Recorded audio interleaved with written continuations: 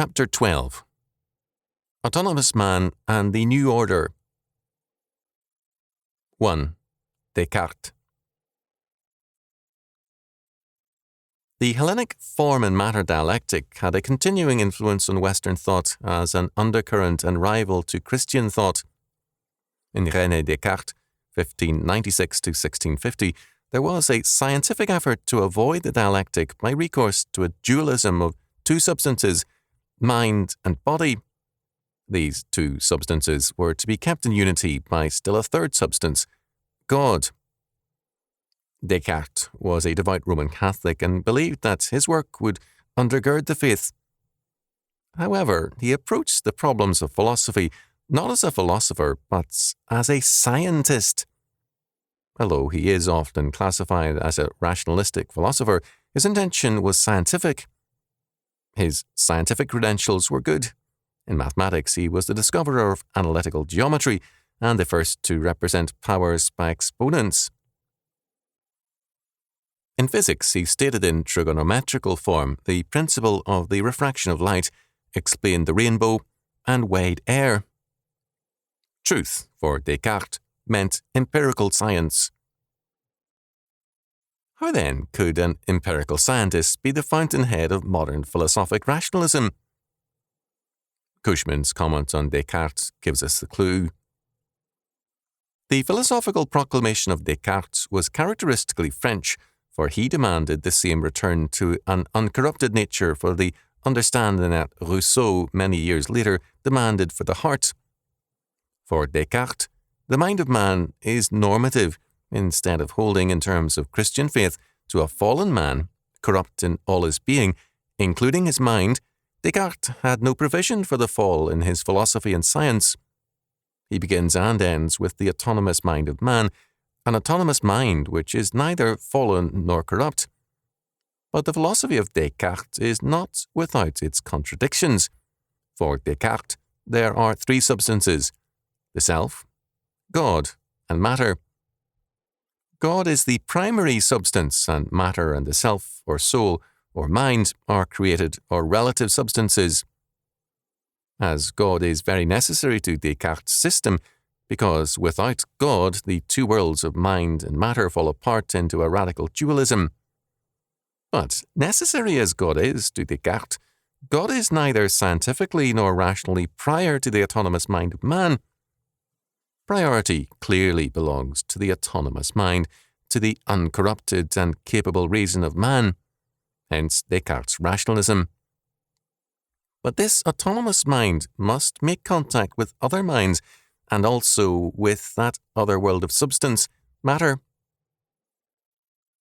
To verify empirical knowledge, to give Descartes a valid epistemology, God becomes necessary. Autonomy and priority belong to the mind of man. Validation of knowledge belongs to God, who provides Descartes' system with a built-in insurance policy. Both empiricism and rationalism presuppose autonomous man. Their methodology in providing knowledge for this autonomous man varies, but in both cases the presupposition is the autonomous ability of man. The quarrel between empiricism and rationalism is a family affair. They are together allies at war against a Christian epistemology.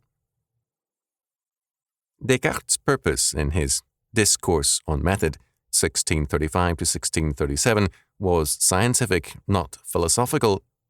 This, again, is of particular importance. It was not with the logical analysts that philosophy renounced its own territory for science.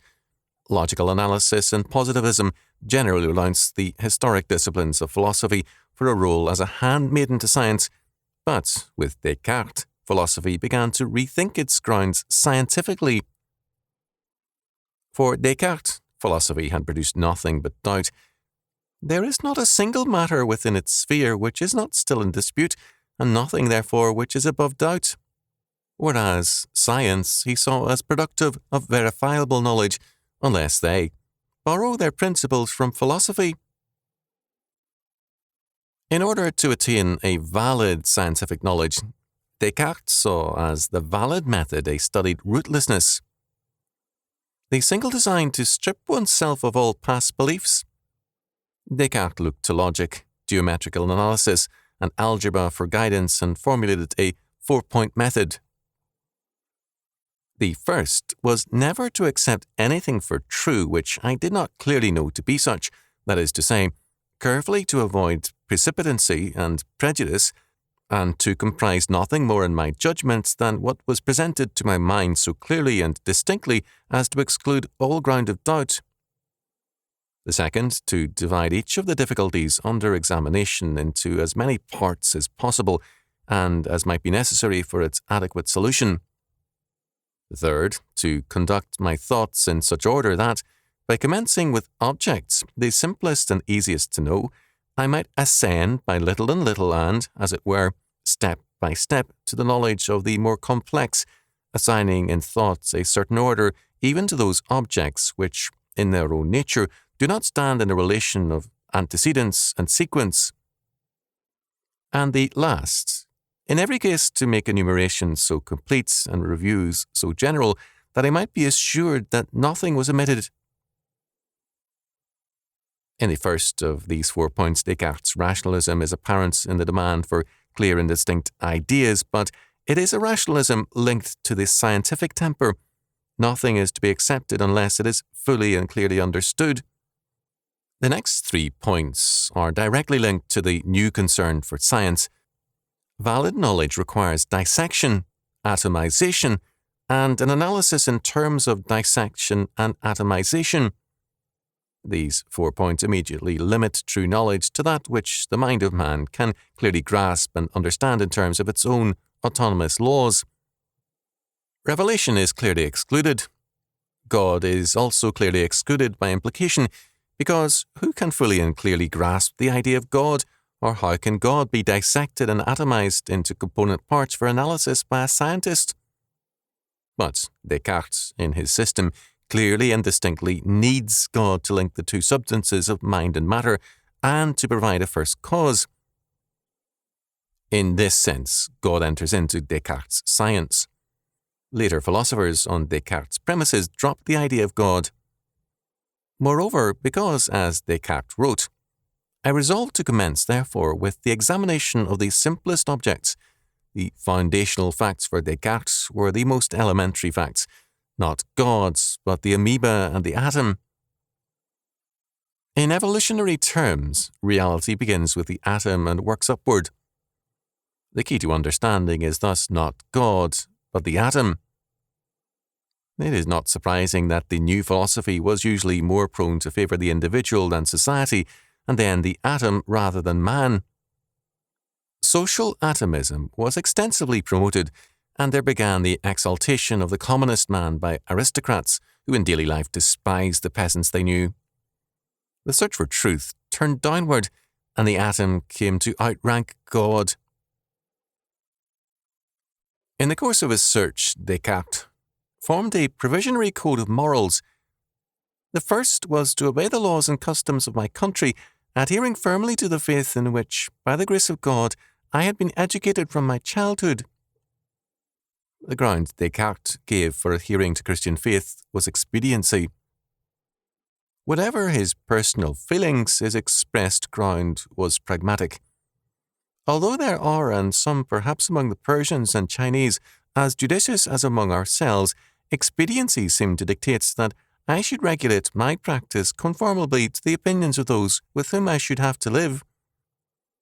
Next, said Descartes, my second maxim was to be as firm and resolute in my actions as I was able, and not to adhere less steadfastly to the most doubtful opinions, when once adopted, than if they had been highly certain.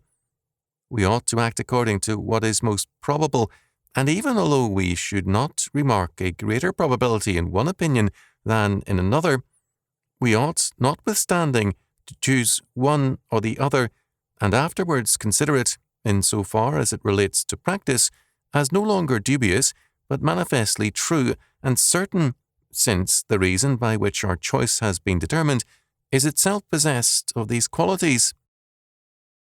Then, my third maxim was to endeavour always to conquer myself rather than fortune, and change my desires rather than the order of the world. There is more than pragmatism in evidence here. This is the scientific posture, the ostensible concern with working hypotheses rather than truth. The way was being paved for Comte's sociology. This general approach was already in evidence in Descartes' Rules for the Direction of the Mind, 1629. His Rule 6 called for the study of data from the simple to the complex, as did Rule 9 and others. The approach was clearly to be from atoms upward. But more was involved in the Cartesian methodology.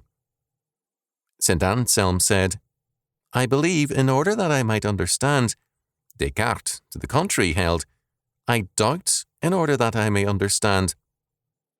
Although Descartes' quote-unquote proof of God from the idea of perfection has a superficial resemblance to that of St. Anselm, they are radically different. St. Anselm began with the autonomous God, Descartes with man's autonomous mind. In Part 4 of the Discourse on Method, Descartes stated his well-known starting point, cogito ergo sum, I think, therefore I am, the autonomous consciousness of man. Although both philosophical necessity and piety later led Descartes to introduce God at the starting point, Descartes' concept of the mind is of an autonomous entity, which, in its essence, is an independent thinking mind. Descartes defended this autonomy. The first objection is that it does not follow from the fact that the human mind, reflecting on itself, does not perceive itself to be other than a thing that thinks, that its nature or its essence consists only in its being a thing that thinks, in the sense that this word only excludes all other things which might also be supposed to pertain to the nature of the soul. To this objection I reply that it was not my intention in that place to exclude these in accordance with the order that looks to the truth of the matter, as to which I was not dealing, but only in accordance with the order of my thought, perception. Thus, my meaning was that, so far as I was aware, I knew nothing clearly as belonging to my essence, excepting that I was a thing that thinks, or a thing that has in itself the faculty of thinking. But I shall show hereafter how, from the fact that I know no other thing which pertains to my essence, it follows that there is no other thing which really does belong to it. In his reply to the fourth set of objections to his Meditations, Descartes stressed the concept of mind as a complete substance. Thinking substance is a complete thing. He spoke also of the body as a separate substance. As Descartes noted in the seventh set of objections with the author's annotations, I established also by reasoning the facts that these two things are substances really distinct from one another. One of these substances I called mind, the other body, and if my critic doesn't like these names, he can invent others, and I shall not mind. Thus, Descartes has two substances which must be linked, but cannot, in and of themselves, be linked. For this linkage, God is necessary, so that a third substance is added to Descartes' science. Another reason requires that God be posited. Descartes had not abandoned the idea of causality, which was still basic to science. Because of this scientific requirement, God was needed as a first cause, and to avoid regression into infinity, a perfect and necessary first cause was necessary. The God of Descartes' philosophy was not the God of Scripture, but the necessary God of Cartesian science. Thus, while the mind and the body were made derivative from God, it was a causal derivation which pointed ahead to deism, to an absentee God who, having performed his scientific causal function, quietly retires to the sidelines to let man and nature take over. Here again, the argument for God's existence from the idea of perfection is radically different from Anselm's argument. Descartes' argument has a scientific function to further scientific knowledge. Anselm's argument is a philosophical exploration of a religious presupposition. Descartes gave to the mind an innate idea of God. This, again, is a significant fact. The knowledge of God comes not from God's revelation, but from the mind's revelation of itself.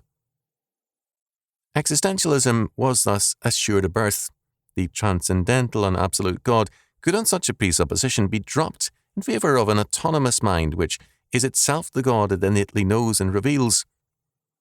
God was thus, in Descartes' system, a scientific presupposition, or perhaps simply a hypothesis, which, however necessary for the science of an age, could thereafter be discarded as having served its purpose. Descartes' analysis of God is a significant one. For in order to know the nature of God, whose existence has been established by the preceding reasonings, as far as my own nature permitted, I had only to consider in reference to all the properties of which I found in my mind some idea, whether their possession was a mark of perfection, and I was assured that no one which indicated any imperfection was in him, and that none of the rest was a wanting. Thus I perceived that doubt, inconstancy, sadness, and such like could not be found in God, since I myself would have been happy to be free from them. Besides, I had ideas of many sensible and corporeal things, for although I might suppose that I was dreaming and that all which I was or imagined was false, I could not, nevertheless, deny that the ideas were in reality in my thoughts, but because I had already very clearly recognized in myself that the intelligent nature is distinct from the corporeal, and as I observed that all composition is an evidence of dependency, and that a state of dependency is manifestly a state of imperfection, I therefore determined that it could not be a perfection in God to be compounded of two natures, and that consequently he was not so compounded, but that if there were any bodies in the world, or even any intelligences or other natures that were not wholly perfect, their existence depended on his power in such a way that they could not subsist without him for a single moment. There are a number of important assumptions and implications in this statement. First, for Descartes, God is one, of a single nature or substance. God is not a composition of mind and body, for all composition is an evidence of dependency. Since the intelligent nature is distinct from the corporeal, God has no body and is not matter. The implication thus is that, second, God is mind, a higher uncreated mind than man, but still mind. For Descartes, there are three substances, mind, body, and God, and of these two, mind and God have something in common, intelligence. But third, as Cushman noted with respect to the implications of consciousness for Descartes, reality lies within the self, and the next question before him is how to get out of the self. Even more, the existence of God is an implication of human consciousness. From this, it is not too great a step to calling God an aspect of human consciousness, to moving from an absolute God to an absolute man.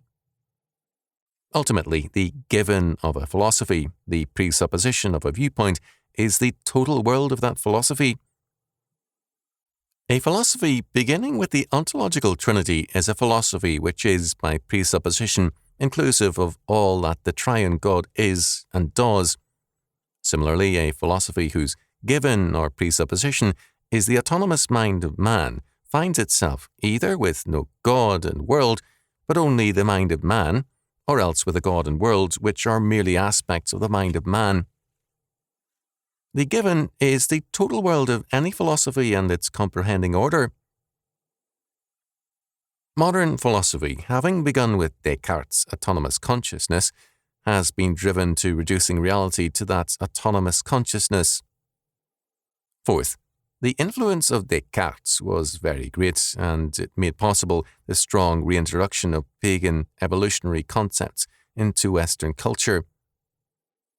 Descartes' philosophy was forbidden at Oxford, placed on the index by Rome, and prescribed by the Calvinists of Holland, but it still reshaped the outlook of Western culture. As Cushman noted, It spread over Europe in a somewhat similar way to the Darwinian evolution theory in modern times. Its success was immense. Many standard men rallied to its support, and everything before Descartes was considered to be antiquated. Descartes looked to the simple for the key, not to the complex, to the primitive, not to the developed. The key to origins thus came to be sought downward, not upward, in the atom, not in God. The acceptance of Cartesian premises made necessary, finally, the acceptance of social and biological evolution. Truth lay in dissection downward to the simplest component. Fifth, this all had great repercussions on the problem of the one and the many. Instead of a transcendental one and many, a purely immanent one and many was again enthroned. Moreover, because Descartes emphasized the autonomous consciousness of man as his scientific and social atom, and as his given, the necessary emphasis of social philosophy came to be individualistic and atomistic. Man in society was seen as a prisoner in chains. Kings, powers, and authorities had to be overthrown as well as God and priestcraft, because Cartesianism had atomized the world. The immanent many, man, became the new ultimate of creation, and any form of unity of the one came to be seen as tyranny.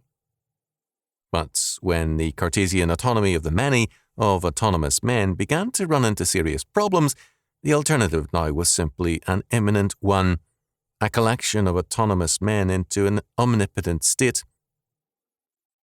Men and society had been reshaped by Descartes' philosophy.